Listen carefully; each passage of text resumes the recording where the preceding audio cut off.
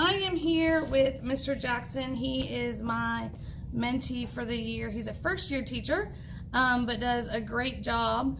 We're going to discuss going into our new Elliott lesson plans with him today. We've been going on a regular, very basic lesson plan for most of the year. However, our staff and administrators have decided that we're going to go to an Elliott, which has a checklist. So what I'm going to show you here, Mr. Jackson, is this is what we used to do. It was very basic. You just said your lesson objectives and what you were going to do. We used a lot of students will do blah, blah, blah. So it was very basic and nothing precise. Right. However, what we have to go to is I have a new blank one, and you're going to give us, now you have to include what materials you're going to use. This way, if we were to post this, students would be able to know I need a Chromebook today, or I need a protractor or a compass, or whatever that may be. Also, we call these the 5 E's.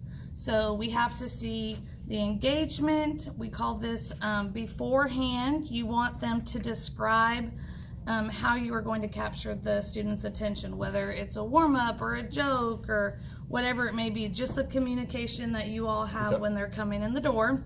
So you'll describe that in the first box of the new lesson plans. During, we call this the exploration. You're going to describe what hands-on activities you're going to do. You have some great ones that you've been doing in the classroom, so this should not be hard for you to explain that. This is our collaboration with our kids throughout the day. Then our third E is the explanation. So this is our afterwards. Do the students explain what they did for the day? Do they know the techniques? Do they have any questions going on? And also you want to list higher order thinking questions during this time. So how they could use it in real life, or if you're talking about elevation and depression, how they're going to use it in engineering. Just something to get them thinking outside of the mathematics classroom. Right. Elaboration, we're going to describe how our students will develop sophisticated understanding, vocabulary that we might need to introduce to them. The knowledge, again, applied daily. We want them to be able to use everything in the classroom outside. So the creativity, again, you don't have a problem being creative in your classroom, so that should not be a problem. And then the evaluation. Students demonstrate that what you taught during that lesson is what they can do, not only on a piece of paper, but on hands-on merchandise, I guess we could call that. Also,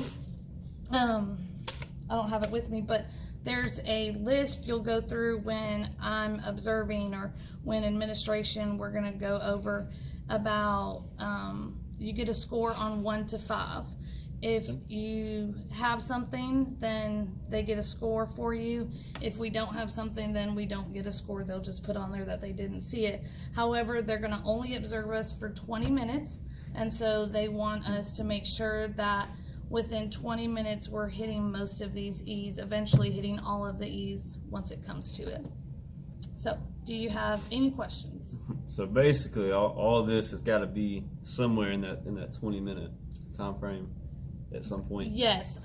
In the 20-minute, I know that seems really short, but you have to constantly be reminding your kids, this is what we're doing today. This is the standard we're hitting. A lot of this checklist that they're doing in 20 minutes is what do they see around the classroom? Like, do the kids look on the board and see what they're doing for the day? Were they using technology? Yes or no? Which some days we are in math and some days we're not in math. Right. So if you do a lesson that has technology that day, that's going to be awesome.